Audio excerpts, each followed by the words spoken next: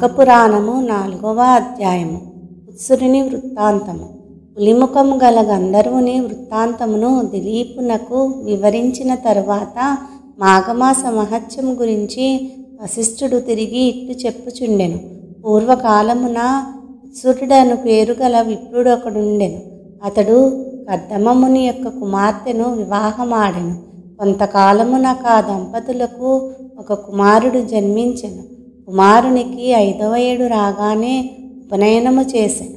ఆ బాలుడు దినదినాభివృద్ధి నొందుచు పెద్దలను గౌరవించడం, విద్యాభ్యాసము ఎట శ్రద్ధ చూపుట, నీతి నియమాలను పాటించుట, దైవ కార్యములందు భక్తి కలిగి ఉండుట మొదలగు కార్యములను నెరవేర్చుచు సకల శాస్త్రములను అభ్యసించెను.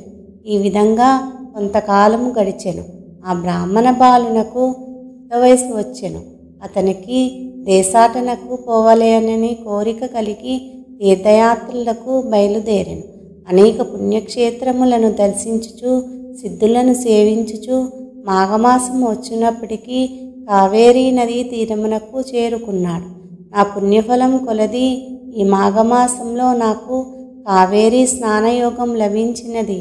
ఇది నా భాగ్యము అని ఆ విప్రయువకుడు అనుకుని సంతృప్తి చెందెను.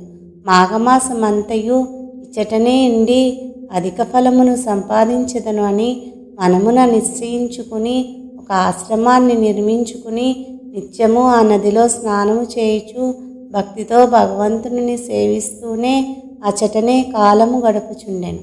ఆ విధముగా నదీ తీరమున 3 సంవత్సరముల నుండి అత్యధిక పుణ్యఫలము సంపాదించెను. ఆ తరువాత అన్ని కోరికలను సంపాదించుటకు ఘోర తపమాచరించవలెనని తలంచి ఆ సమీప మందొక పర్వతముపై తపస్సు చేసుకుని సంకల్పించి తపస్సు చేయ మొదలెడెను. అట్లు కొంతకాలము నిష్ఠతో నిశ్చల మనస్సుతో తపస్సు చేయుచుండెను. అతని దీక్షకు శ్రీమన్నారాయణుడు సంతసించి ప్రత్యక్షమయ్యను. ఆ విప్ర యువకుడు కన్నులు తెరిచి చూసేసరికి శంఖ చక్ర గదాధరుడై కోటి సూర్యుల ప్రకాశముతో ఉన్న శ్రీహరి నిండు విగ్రహాన్ని చూశాడు. అమితానందముతో సాష్టాంగ నమస్కారము చేసి చేతులు జోడించి అనేక రీతుల స్తోత్రము చేశాడు.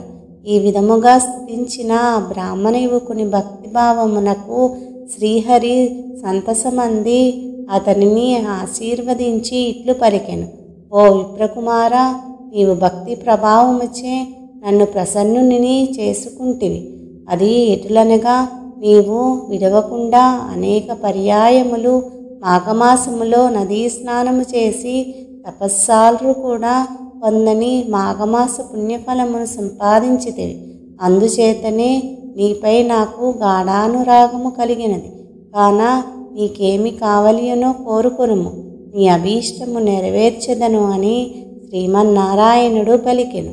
శ్రీహరి పలికిన పలుకులకు ఆ బ్రాహ్మణుడు తన్మయుడై, ప్రభు, జగద్రక్షక, సర్వాంతర్యామి, ఆపద్బాంధవ నారాయణ, ఆ దివ్య దర్శనము వలన నా జన్మ తరించినది. నిన్ను చూచినది మొదలు నేను ఏ విధమైన సుఖాలు కోరుటకు నా మనస్సు అంగీకరించలేదు. మనుజుడు ఏ మహాభాగ్యము కొరకు జీవితాంతము వరకు దీక్ష వహించెనో అట్టి మహద్భాగ్యము నాకిప్పుడు కలుగగా మరొక కోరిక కోరగలనా? నాకు ఇంకేమీయూ అవసరము లేదు. కానీ మీ దివ్య దర్శనము నాకు ఎటులు కనిపించినదో అటులనే అన్ని వేళలయందు ఈ స్థలము యందు భక్తులకు దర్శనమిచ్చుచుండవలను. అదియే నా కోరిక అని ప్రార్థించెను.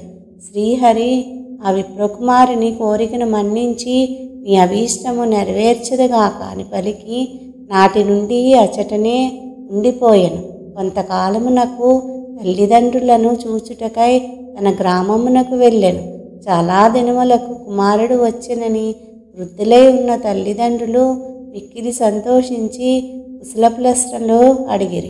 మాఘపురాణము 4వ అధ్యాయము సమాప్తం.